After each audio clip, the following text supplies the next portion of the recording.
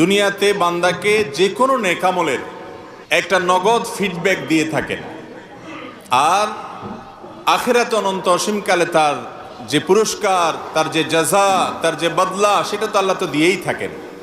ওয়াদা গোটা কোরআন জুড়ে আল্লাহ তাআলা সেটাই করেছেন।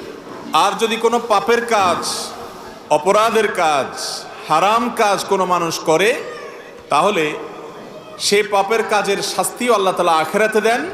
কিন্তু কিছু কিছু পাপ, কিছু কিছু অপরাধ আছে, যে গুনাহগুলো, যেই অপরাধগুলোর কারণে আখিরাতের শাস্তি তো আছেই, নগদ দুনিয়াতে মৃত্যুর আগেই আল্লাহ তাআলা তার একটা শাস্তি আস্বাদন করান। এরকম 7টি পাপের সাথে আজ আমরা পরিচিত হব, যে পাপগুলোর প্রত্যেকটির সাথে আমাদের অনেক মানুষের সম্পর্ক আছে, আবার অনেকের প্রত্যেকটির সাথে না থাকলেও কোনো না কোনোটার সাথে সম্পর্ক আছে।